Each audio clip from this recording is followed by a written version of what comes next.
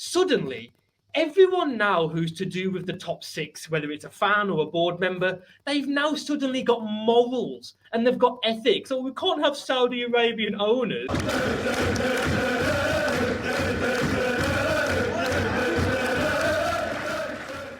Hello, everybody. Welcome back to Sweet and Sour Soccer. We are here again, and we're talking about Newcastle again. I can't remember the last time Newcastle were in the news as much as this. And it's great. It's great for us, Scott, because we are one of the other 14 clubs in the league. We're Wolves fans, if you don't know. We had our billionaire owners. Villa have had theirs. Loads of clubs have. And now Newcastle, it looks like have got an ownership and a board that actually care. Guys, before we jump in, hit that like button and the subscribe button if you haven't already. Please do it. We need Scott, it. We do need it. Scott, I'm going to throw this straight over to you. What's your initial thoughts about the reports that Bruce... Some people are saying give him a bit of time. It looks like he might not get a game. No, it's interesting. So the rumours that are coming out is obviously that he could be gone before the Spurs game at the weekend. I mean... basically, it's believed that, not just believed, obviously Amanda Stavley, is it pronounced? She came into the club. Obviously, she's 10% of the new ownership, but you wonder, obviously, with her, is she going to be the face that's more about and more action in stuff with her business partner than perhaps the other owners, which isn't a bad thing, not at all. But she's believed to be met with Bruce, and of course, that's circulated all these rumours. What's hilarious about this, and I'm sure Newcastle fans will love this if he does go, is it's due to be Steve Bruce's 1,000th game on the weekend as a manager. Right? He might not see it. He might not ever see it. We don't know. Could this be Bruce's last rodeo? If he finishes on 999, I just think it'll be a beautiful thing for Newcastle fans just to go, unlucky Kentucky. I never knew that. It's meant to be his 1,000th game at the weekend. Like, you've got to wonder whether Bruce will ever get a job in management again, unless he goes bottom half championship, maybe League One. I don't know, maybe Malaga in Spain. Who knows? Like, he might just do a cameo appearance just to get his 1,000th game somewhere. God, imagine finishing on 999 career games as a manager. I mean, he's a journeyman, isn't he? Let's just get that out there. This guy should have been finished in the management pool of English managers.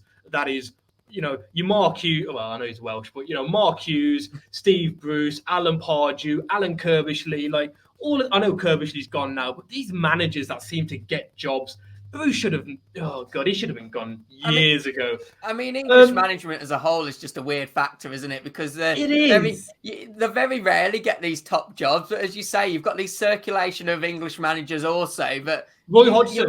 Why are they there? Why are they there? And then you've got the likes of Graham Potter that never seem to, I've been saying for a couple of years he deserves to possibly, no disrespect to Brighton, possibly go to one of those big six or just a bigger job in general. But then you still got these old English managers that should have gone 10 years ago. And Bruce is definitely one of them, isn't he? Let's get it straight. Yeah.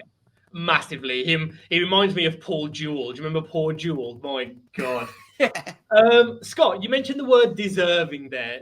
Do you believe that Brucey boy deserves a job in front of the Gallowgates, in front of 52,000 people? He's got Gini Wijnaldum in the middle. He's got Haaland in front of him, Mbappe on the left.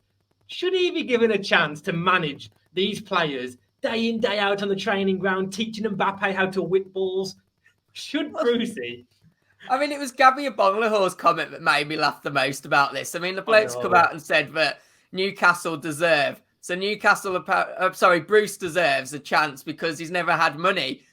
Now, when you actually think about that, I'm just quickly Googling it out now because I'm not 100% sure. But Steve Bruce, he's not young. He's 60 years old, apparently. 60 years old. If you haven't been at a club with money before in your management career at the age of 60, guess what? There's probably a reason for that.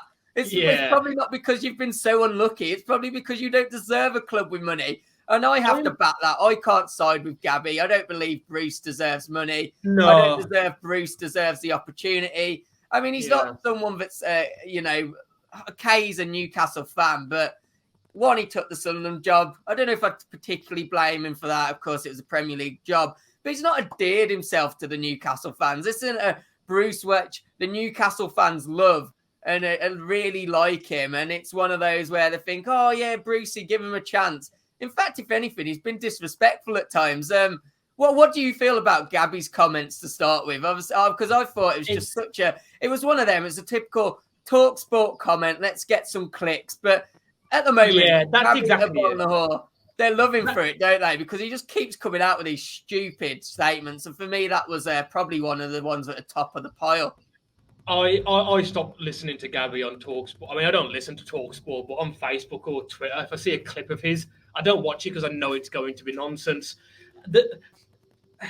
Regarding Bruce, first of all, just to make a few points, I think he has spent money before. When he was at Sunderland, wasn't he the one that was signing big players? I'm talking like, do you remember Asamoah Gyan, who had a really good year? I think he's one of the reasons why they kind of slipped down and got relegated. Because I think Brucey was spending big money there. I think he had Darren Bent. I think they finished 7th one year and everyone was hailing Bruce as the next Fergie. But he has spent money before. Let's not get it twisted. Even at Birmingham, he spent money. Gabby Agbonlahor, does he deserve a chance? I mean, I think it's too much of a risk, especially if you believe the reports that they're not holding back. In January, there's talks of 200 million. I mean, that's a statement signing. What would you rather do? Give Bruce 200 million? He might just about keep you up, or take the hit. I don't know how much Bruce is on a year at Newcastle. It's probably not a lot, knowing Mike Ashley.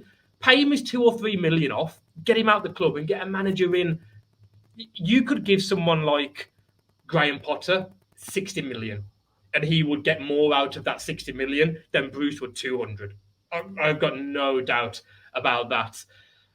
Scott, talking about TalkSport, there was a commenter this week from good old Jason Cundy. I'm sure every Newcastle fan and his dog has seen this clip.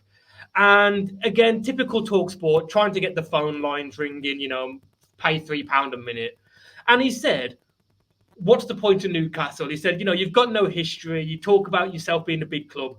And Cundy has also got history with this. He's always said, Newcastle aren't a big club. I don't know who they are, just because they've got 50,000 fans. He's like, and I think his argument is that you're the only team in Newcastle. Well, I mean, it's just a ridiculous. I don't know where to start with that. We don't have enough time, but people call in saying, listen, just be happy for us. Like, we've got rid of a parasitic owner.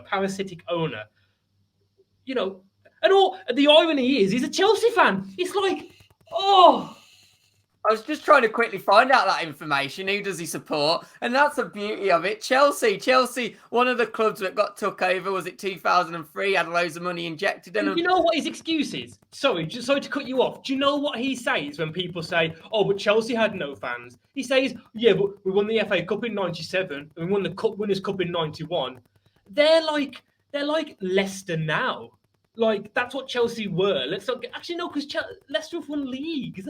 They're like a Spurs. Like, Cundy acts like Chelsea were a big club before they got took over. They were a pretty big club, but nowhere near what he thinks they were. The irony of Jason Cundy. And I think it's really unfair on Newcastle fans. I have to say that. I think it's just... I honestly think it's a ridiculous comment, regardless of who you support, but even more so when it's Newcastle. I mean, how you cannot say they're not a big club? Is it because they haven't got thousands upon thousands or millions of foreign supporters? I mean, just head to Newcastle. And, especially now things are getting, the news has come out and they're not having a protest. So I've had 50,000 fans there every single week. If that's not a big club in the Premier League, just because they haven't got a whole heap of foreign supporters, then, I don't know what it is. And that's not even the point. Any club that has had 13 years, or was it 13? Yeah, 13 years of an owner like Mike Ashley, they deserve the chance to have this moment. They deserve the chance to be excited, because they haven't been excited in 13 years under Mike Ashley. I mean, fair play to them for keeping to going and supporting them this long, because at the end of the day, you think about it, we have a couple of seasons where all you've got is relegation, fighting it off, and it just becomes so draining as a fan. I really think it does when that's your hopes for the season. Of course, us as Wolves fans have been through that before. Yeah. Newcastle fans have nearly had 13, 14 years of it now. With 2 relegations. Ridiculous comment by Jason Cundy. It really is. It is. And I was going to make a really good point then. This would have blown everyone away, but it's gone now. Oh, no, that was my it. fault. I've just remembered. I really hope. Sorry, that was the loudest motorbike I've ever heard in my life. I really hope that Newcastle upset the apple cart. I hope they go and spend $1 billion because and do you know what annoys me? What annoys me the most about this is that suddenly everyone now who's to do with the top 6, whether it's a fan or a board member, they've now suddenly got morals and they've got ethics. So we can't have Saudi Arabian owners when their owners have probably got sweatshops in China. It's like, suddenly now that the word is relevancy. Newcastle are now relevant. So now the morals and the ethics kick in. Or you can't have Saudi Arabian owners because look what they do to homosexuals and all this. But their owners have got sweatshops in China. It's just ridiculous. Like, I bet those same owners of the top 6 and the board, I bet they're not complaining about the amoral owners of League 2 clubs or League 1 clubs. Where's their outrage of all these lower teams that don't do things ethically? But because Newcastle... Also, let's not forget the fact that this is the same Big 6 that were willing to sell out the whole of English football less than a year ago as well. And now they're suddenly on the moral horse. And it annoys me how much their fans have forgot about this, especially the likes of United. They've made United, the owners got it smart on the signings of Ronaldo. They made some big signings, blah, blah, blah. And those fans have all just forgot about what their owners did to them. And it's really frustrating. And that's what you won't get with a great fan base with Newcastle. So do you know what? If someone has to be up there spending money, I'd rather it be a fan base like Newcastle than a fan base like a Man City or a Man United. And I think maybe even that's a bit harsh from City because they've not had that influx of, not what I'd call proper fans. But, I think it's just a really annoying point that everyone's getting on the Newcastle fans, Newcastle ownership's back about this. Let's move it on slightly because let's just have a quick chat about two names that have been brought up as early favourites. First one being Frank Lampard.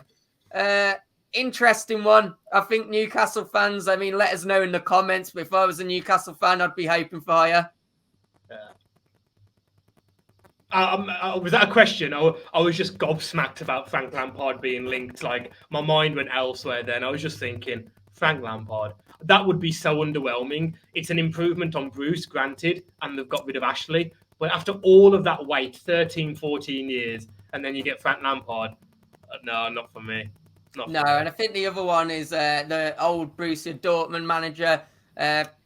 Name gone out of my head. Favre? Yeah, something like that. Lucien Favre or Favre or something like that. That's it. That's the one. I'm sure everyone knows who we mean. I don't know much about him. I can't sit here and pretend I know his track record at Dortmund. Obviously, he wasn't there for that long. But again, I wouldn't be happy about that. I must be honest. If I was a Newcastle fan, I think you can't expect to get Conte or someone like that. Or maybe you can, but who knows? Graham Potter. I'm saying, I love this guy. I love Graham Potter. If they get Potter, you do think next season that you're pushing for top 7 straight away. I think the beauty of it is as well with the fact that the old Borussia Dortmund manager is the fact that he's offered himself forward. I bet that's not happened to Newcastle in a long time. A manager openly offering themselves forward. Shows the beauty of the growth, doesn't it? You know what I saw the other day? I saw on Facebook a poll, and there was about 500 or 600 votes, and it was in a Newcastle group, and it was, who would you rather have, Steve Bruce or Kevin Keegan? And it was like Kevin Keegan of like 90%. He hasn't managed a club in like 15 years. I think his last job was City. Sorry, Bruce, but... if that doesn't show the fact that Bruce needs to go, I don't know what else will. Newcastle fans, if you've enjoyed our couple videos about Newcastle that we've done, make sure to hit that like and subscribe button. And also, look out for us again, because once Brucey does go on his way, we will be doing a next managers video where we'll cover more of the managers that you're being linked to at the time, giving our thoughts on it, and just going through a few of them as well. or if Brucey does get given the backing and 200 million, we'll discuss that as well. Yeah. Hopefully it's not the latter. Imagine. God. Yeah. See you on the next man. one. Everyone take care.